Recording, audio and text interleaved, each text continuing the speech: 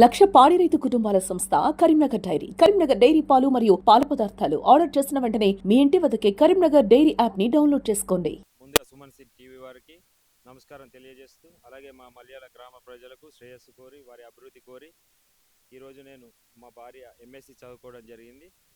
తన చదువుకు ఒక అర్థం ఉండాలి, గ్రామాన్ని ఒక ఇల్లులాగా భావించి ప్రజల యొక్క సమస్యలను తన సమస్యలుగా భావించి ప్రజాసేవకు అంకితం కావాలని ఈ మలయాళకు తనను ఒక సర్పంచ్ అభ్యర్థిగా ముందుకు తీసుకురావడం జరిగింది. అయితే మేము చాలామంది ఇక్కడ ఉన్న ప్రజల్ని తెలుసుకోవడం జరిగింది. అందరూ మీ గురించి చాలా పాజిటివ్గా చెప్తున్నారు. మీరు ఏ పదవి లేకపోయినా చాలా మంచి కార్యక్రమాలు చేస్తారట, అవేంటో ఒకసారి మాకు చెప్తారా? మలయాళంలో చాలా కార్యక్రమాలు చేశా. నేను పొలిటికల్గా వస్తానని కాదు, కానీ కొన్ని కారణాల వల్ల పొలిటికల్కి రావడం జరిగింది. నేను 2014లో చాలామంది అనుకుంటారు 4 సంవత్సరాల కింద చేశాను చేస్తున్నా అనుకుంటారు. కాదు, అది నా ఎఫ్బి ఫేస్బుక్ ప్రొఫైల్ తీసి చూస్తే 2014 నుండి కూడా నేను చేస్తున్నాను. మతి స్థిమితం లేని వాళ్ళకి కటింగ్లు తీయడం, నా ఓన్గా అంటే మంగళ షాప్లకు కాకుండా నేనే కటింగ్ చేయడం, షేవింగ్ చేయడం, స్నానం చేయించడం చేసి వాళ్ళకు ఒక అలంకరణ విధంగా అంటే ఒక మనిషిని లాగా మనం మార్చగలం అనే ఒక మెసేజ్ గట్టిగా పంపించాలని 2014 నుండే నాకు ఇలాంటి కోరికలు ఉండేటివి. అలాగే మెయిన్గా నేను అంటే కొన్ని పెద్దవి చెప్తా. మా మలయాళ గ్రామ అభివృద్ధి కొరకై మలయాళ మన మార్కండేయ గుడి దగ్గర కొత్తపేట అంటారు, కొత్తపేట దగ్గర నా సొంత ఖర్చులతోని 3 లక్షల రూపాయలు వెచ్చించి ఒక బస్ షెల్టర్ నిర్మించడం జరిగింది. ఈరోజు అది అందరికీ ఉపయోగపడుతుంది. ఎవరైతే వృద్ధులు కానీ నైట్ టైము స్టే చేయడానికి, ఎవరైనా తల్లిదండ్రులను పట్టించుకునే వాళ్ళు, పాపం వాళ్ళ పిల్లలు పట్టించుకునే వాళ్ళు, అలాగే స్కూల్ పిల్లలకు, కాలేజ్ పిల్లలకు, వర్షం పడితే వచ్చిపోయే వాళ్లకు, ముత్యంపేట వాళ్లకు, మలయాళ గ్రామస్తులకు అందరికి కూడా బస్ షెల్టర్ ఉపయోగపడుతుంది. అలాగే ఇంకొక కార్యక్రమం కూడా చెప్తా. ఇక్కడ మన కబ్రస్థాన్లో బోర్ వేయించడం జరిగింది. నా సొంత ఖర్చులతో వారి కోరిక మేరకు వేయించడం జరిగింది. అది కూడా దానిలో ప్రయోజనకరణ అంటే అందరికీ ఉపయోగపడాలన్నటువంటి ఒక ఉద్దేశం నాది. ఏంటి అని అంటే ఈ కబ్రస్థాన్ వాళ్ళకి నేను చేసినట్టు ఉంటుంది. అలాగే అట్లా వచ్చేటువంటి గొల్లకుర్మ వాళ్ళకు, ఆ ఉపాధి హామీ పనికి పోయే వాళ్ళకి కానివ్వండి, ఆ ఏరియా గుండా పోయే ప్రతి వారికి అమ్మ నీళ్ళు ఇయ్యు అని అడగకుండా ఉండేందుకై ఒక మంచి ఆలోచనతోని ఎవరైనా నీటిని వాడుకోవడానికి వినియోగకరంగా ఉంటుందని అది వేయించడం జరిగింది. అలాగే చెప్తూ పోతూ ఉంటే చాలా ఉన్నాయి. ఇక్కడ మన గౌడ కులస్తుల దగ్గర వాళ్ళు కూడా ఒకసారి రేకుల షెల్టర్ మాకు కావాలని చెప్పి కోరడం జరిగింది. దాని వెనకాల కూడా ఒక అర్థం ఉంది. వారి కోరిక మేరకు అది చేయడం జరిగింది. అయితే మా ఊరికి అక్కడే దాని పక్కలో ఉన్నటువంటి శ్మశాన వాటికకు వస్తుండగా అనుకోని కార్యాల వల్ల కొంతమందిని చూసిన, వర్షం పడితే వాళ్ళు ఎక్కడికి వెళ్ళలేని పరిస్థితి. అలాగే ఇంకొక ఇంకొక సంఘటన కూడా నా మనసును కలిచివేసింది. మానాలు అనుకుంటా, వాళ్ళకు గుర్తుంది అనుకుంటా, మానాల్లో తక్కలపల్లి సంథింగ్, మానాల్లో తక్కలపల్లి ఇద్దరు స్కూల్ విద్యార్థులు పాపం స్కూటీ పైన వస్తుండ్రు. మా చెల్లెనో మా అక్కనో అనుకోకుండా వర్షం పడింది. ఆ ఏరియాలో ఎటువంటి ఇండ్లు లేవు, తాళ్ళు, ఆ వాతావరణం అంతా మీకు చూస్తే వాళ్ళు ఏం చేయలేని పరిస్థితిలో చెట్టు కిందికి పోవడం జరిగింది. అక్కడ ఉన్నటువంటి వాళ్ళంతా మీకు తెలుసు సమాజంలో ఎట్లుందో, ఇబ్బందిగా ఫీల్ అయిన వాళ్ళు. సరే, ఇటువంటి సమస్య ఇక్కడ ఈ ఏరియాలో ఉందని చెప్పి ఆ రేకుల షెడ్డును గౌడన్నలకు ప్లస్ ఇట్లాంటి వాళ్ళకు షెల్టర్గా ఉపయోగపడాలని దాన్ని నిర్మించడం జరిగింది. అలాగే నా సొంత ఖర్చులతో కళ్యాణాలు కానీ, ఎవరైనా బీదవారు చనిపోతే వారికి ఆర్థిక సహాయార్థం కొన్ని రైస్ బ్యాగ్స్, 2 రైస్ బ్యాగ్స్, కొందరికి 4 రైస్ బ్యాగ్స్, కొందరికి రైస్తో పాటు డబ్బులు వారి పరిస్థితిని బట్టి. అలాగే ఒక అమ్మాయి మనకి ఇక్కడ చింతల దగ్గరికి వెళ్తే మన వాళ్ళే, ఇక తనకు ఏదో రకంగా అంటే కొంచెం చెప్తే వాళ్ళు ఇబ్బంది పడతారు, కానీ ఏదో 1000 రూపాయలతోనే అవుతుంది అనుకున్న ఆడపిల్ల అదో 70,000 ఖర్చు వరకు వచ్చింది. అంటే ఇలాగ చెప్పుకుంటూ పోతే చాలా ఉంటాయి. ఒక అనాథ శవం ఇక్కడ మా బీసీ కాలనీలో బొట్ల సీను చనిపోయినప్పుడు తెల్లారితే వినాయక చవితి, తను చనిపోయినప్పుడు ఎవరు కూడా ముందుకు రాలేదు. ఎందుకనంటే వరదకాల్లో పడి అది ఆల్రెడీ డిస్పోజల్ అయింది. ఒక 3-4 డేస్ అవుతుంది బాడీ. దాన్ని ఇది ఆధార్ కార్డుతోని గుర్తుపట్టి మలయాళకి తీసుకొస్తే ఆ కొక్కుల రాజు అని అతను మిడ్ నైట్ 1:30 సంథింగ్ అరౌండ్ అట్లా ఫోన్ చేసిండు. మా మిస్సెస్ని అడిగా ఇట్లుందట పొజిషన్ అంటే, నీ అప్ టు యూ, నీ చాయిస్, నీకు నచ్చింది చేసుకో అని. అలాగే వెళ్ళి నేను ఇంట్లో నుండి బయలుదేరేటప్పుడు ఒక్కడిగానే వెళ్ళా. నా నమ్మకం ఏంటంటే నేను పిలిస్తే ఎవరైనా ఆగుతారు, వస్తారు అన్న కాన్ఫిడెంట్ నాకు. ఎందుకంటే ఒక గుర్తింపు ఉంది. సరే, మనం పిలిస్తే చెప్తే వస్తారు కదా అని చెప్పి నేను అక్కడ తెలంగాణ విగ్రహం దగ్గర ఆ, మా మా అబ్బాయి వాడు రఘు అని ఇంకొక పిల్లలు ఇద్దరు చందు వాళ్ళు ఏం చేస్తున్నారంటే ఆ రేకుల షెడ్డుకు డెకరేషన్ చేస్తున్నారు వినాయక చవితి దానికోసం ప్రిపేర్ చేస్తున్నారు. లక్కీగా అక్కడ దొరికారు. ఇంకొక ముస్లిం అతను కూడా ఉన్నాడు, పేరు మర్చిపోయినా, ఒక ఎస్సీ అతను కూడా ఉన్నాడు. వాళ్ళ పేర్లు నాకు అంత కాన్ఫిడెన్షియల్గా తెలియదు. అక్కడికి వెళ్ళి చూస్తే ఒక మనిషికి ఎటువంటి కట్టం రాకూడదు, అట్లాంటి కట్టం అది. ప్రతి ఒక్కరు అంటే ఆ రోజు మాత్రం నేను వచ్చి ఒక 4 రోజుల దాకా అదే సబ్జెక్ట్ మీద బాధపడ్డా. ఎంత శత్రువు అయినా కూడా అటువంటి కష్టంలో ఇంకొకరిని ఊహించుకోకూడదు. శ్మశాన వాటికకి వెళ్ళి చూస్తే ఒక ఇద్దరు ఆడపిల్లలు, 16-17 సంవత్సరాలు ఉంటాయి. ఆ అమ్మాయి ఇంకో పెద్ద అమ్మాయికి 19-20 ఉంటాయి కావచ్చు రఫ్గా. వాళ్ళ అమ్మ ఈ ముగ్గురే ఉన్నారు. మొత్తం చిమ్మని చీకటి, కనీసం ఆ శ్మశాన వాటికల లైట్లు కూడా లేవు. అటువంటి సన్నివేశాన్ని నేను ఎప్పుడు నా జీవితంలో చూడలే, ఎవరికి కోరుకోవట్లే. ఏం చేయాలి, అక్కడికి వెళ్ళినాం, ముడితే మొత్తం ముట్నీకి లేదు. ఏం చేయాలని చెప్పి అర్థం కాని సిచ్యువేషన్లో బండిని కారు తీసుకెళ్ళి అక్కడ శ్మశాన వాటిక కాటికి దగ్గర పార్క్ చేసి నా డూమ్ లైట్లు ఆన్ చేసి అంత్యక్రియలు చేయడం జరిగింది. అలాగే వాళ్ళ ఖర్చుకు మళ్ళీ అలాగే అక్కడ శ్మశాన వాటికకు పనిచేసేటువంటి కుప్పలరాజు కూడా వాళ్ళ ఖర్చులు ఉంటాయి కదా, డీజిల్ పెట్రోల్, వాళ్ళకు కూడా సర్దడం జరిగింది.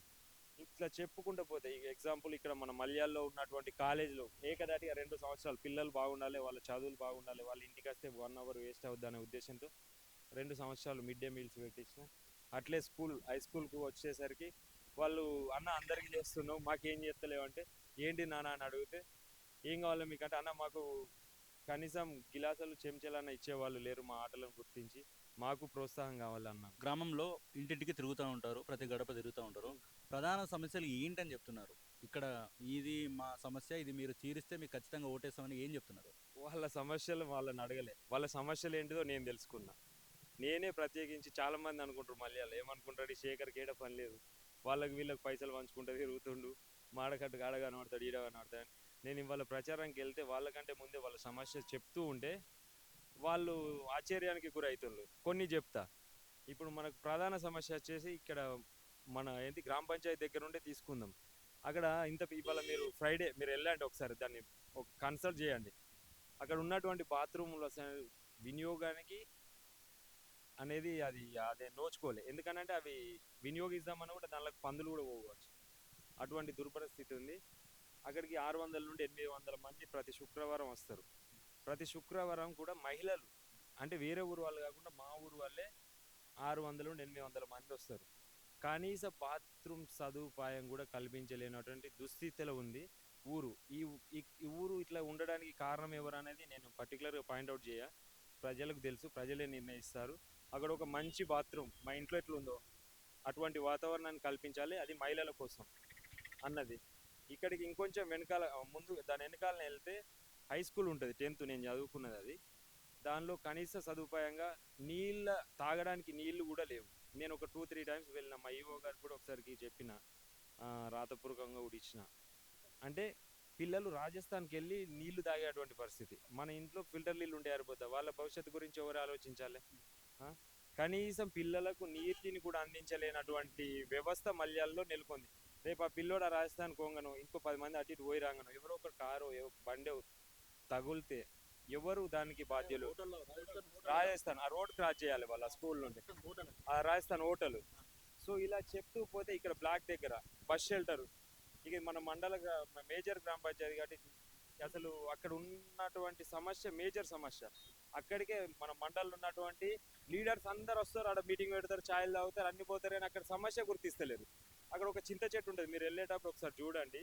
ఆ చింత చెట్టునే బస్ స్టాండ్గా చూపిస్తున్నారు. ఆ ఇరిగిపోయిన బెంచ్ని ఒకదాన్ని ఆ టేబుల్స్గా చూపిస్తున్నారు. అంటే 2 బెంచీలతోని ఒక చింత చెట్టుతోని బస్ స్టాండ్, ఇదే బాబు ఇదే బస్ స్టాండ్ అంటున్నారు. అది కాదు అక్కడ సమస్య.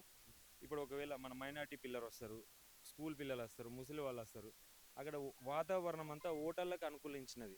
ఛాయలు తాగేవాళ్ళు, welding machines, hard workers, police station, ఇట్లా 1,00,000 పనులతో వస్తారు. కాబట్టి ఇక్కడ ఉన్నటువంటి పిల్లలకు, ఆడపిల్లలకు ముఖ్యంగా స్కూల్ పిల్లలు కానివ్వండి, కాలేజ్ పిల్లలు కానీ, వర్షం పడితే ఈ టీ షాపులకి పోవడానికి బాగుంటుంది కదా, ఎందుకంటే అందరు అబ్బాయిలు ఉంటారు, ఇబ్బందికరంగా ఉంటారు. ఇవన్నీ చూడడం జరుగుతుంది. అట్లాగే ఇప్పుడు తాటిపల్లి, తక్కలపల్లి, సుద్దపల్లి, మానాలనో, సర్వపురం, బలంతపురం నుండో మా ఊర్లో అన్నీ ఉన్నాయి కదా, పోలీస్ స్టేషన్ ఉంది, మండల ఆఫీస్ ఉంది, రిజిస్ట్రేషన్ ఆఫీస్ ఉంది, ఈ సర్వం ఇన్నే ఉన్నాయి మేజర్ గ్రామ పంచాయతీ కాబట్టి. మొగోళ్ళది ఇడిచిపెట్టులు అన్న కుళ్ళ ముచ్చట మాట్లాడితే ఎవరైనా ఏమన్నా అనుకొని మొగోళ్ళు ఎక్కడనో పోతారు, ఇక అది పర్సనల్ వాళ్ళకే వదిలేస్తా. కానీ ఆమెతోని అతనితోని మా అక్కనో మా చుట్టాలో మా చెల్లెనో వేరే ఊరు నుండి వచ్చినప్పుడు వేరే ఇంట్లోకి పోయి అమ్మ నాకు బాత్రూమ్ వాడుకుంటా అంటే ఎవరైనా ఒప్పుకుంటారా? ఒప్పుకోలేని పరిస్థితి.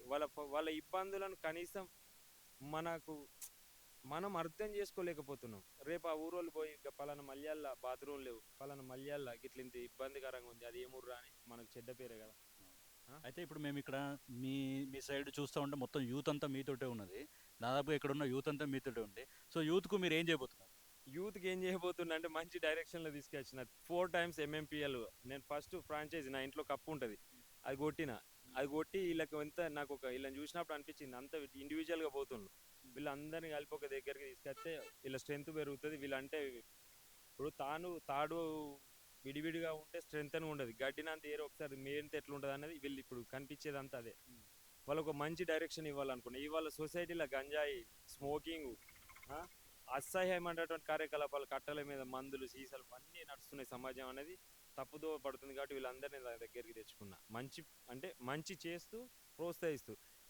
మేము ఇంకా తెలుసుకున్నామైతే ఈ పెన్షన్ విషయంలో లేడీస్ కానీ వృద్ధులు కానీ వాళ్ళకు సరైన పెన్షన్ రావట్లేదు.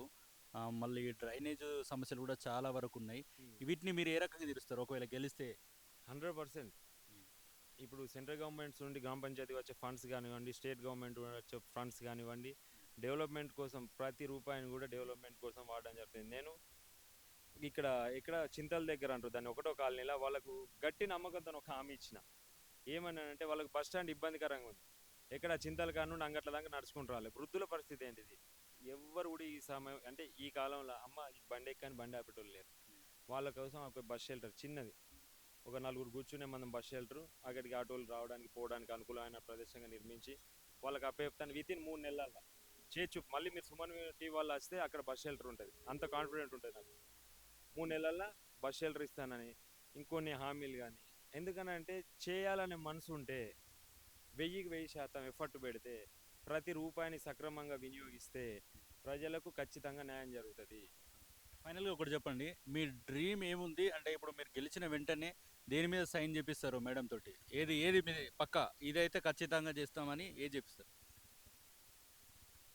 ఫస్ట్ సమస్యలు అంటే అన్ని సమస్యలు ఎక్కువ ఊరు మొత్తం సమస్యలు ఉన్నాయి. మేజర్ సమస్య కోతులు, కుక్కలు, డ్రైనేజ్ సిస్టమ్, అలాగే మహిళలకు ముఖ్యంగా బాత్రూమ్ వసతులు మాత్రం 100% మా ఇంట్లో ఎట్లున్నా అట్లనే ఉంటాయి. అటువంటి వ్యవస్థ నేను కోరుకుంటున్నా. నాకు ఎంటైర్ గోల్ ఏంటిదని అంటే ఆదర్శ మల్యాల్, ఆదర్శ గ్రామంగా తీర్చిదిద్దడమే. దానికోసం నా ప్రతి అడుగు, ప్రతి చెమట దానికోసమే నా ప్రయత్నం ఉంటుంది. ఇంకొక విషయం చెప్పాలంటే వాళ్ళ మా మిస్సెస్ ఎంఎస్సి చదువుకున్నారు, అలాగే మా వార్డ్ నెంబర్ పాపం వాడు ఎంబీఏ చదివాడు. అంటే నేను ఎంత ప్రొఫెషనల్గా సివిల్ ఇంజనీరు, టీచరు, అంటే ఒక మంచి కోఆర్డినేషన్ ఉండాలి. గ్రామ పంచాయతీ అంటే ఒక డిసిప్లిన్, అడ్మినిస్ట్రేషన్ ఫెయిల్ కాకూడదు, ప్రజలకు అసౌకర్యం కలగకూడదు అన్న ఒక కాన్సెప్ట్లో 100% మంచి ఎఫర్ట్ పెడతాం. ప్రజల నుండి కూడా మంచి మద్దతు తెలుస్తుంది. ప్రతి ఇంట్లో కూడా పింఛన్ల సమస్య ఉంది, ఇండ్ల సమస్య ఉంది. సమస్య లేని ఇల్లే లేదు మల్యాల. వాళ్ళ సమస్యలు తీర్చడానికి మేము వచ్చినాం, మా వంతుగా ప్రయత్నం చేస్తాం. సంవత్సరంలో 50%, రెండవ సంవత్సరంలో మిగతా 50%, మూడవ సంవత్సరంలో గ్రామాన్ని అభివృద్ధి వైపు పరుగులు తీపిస్తాం. ఇది మాత్రం నేను మనస్ఫూర్తిగా చెప్పగలను. మేడం మీరు ఒకటి చెప్పండి ఫైనల్గా, ప్రజల మద్దతు ఎలా ఉండబోతుంది? మీరు ఖచ్చితంగా గెలుస్తారనుకుంటున్నారు? ముందుగా అందరికీ నమస్కారం. తప్పకుండా ప్రజల మద్దతు అని అంటే పూర్తిగా మా మీద నమ్మకంతోనే ఉన్నారు. మేమే రావాలని అందరూ ఆశిస్తున్నారు. వాళ్ళ అమూల్యమైన ఓటు మాకు వేసి గెలిపిస్తారన్న నమ్మకం నాకుంది. అలాగే మేము గెలిచిన తర్వాత కూడా గ్రామాన్ని అభివృద్ధి బాటలోనే తీసుకెళ్తాం. ప్రతి ఒక్కరికి న్యాయం చేకూరుస్తారని చెప్తున్నాను. తర్వాత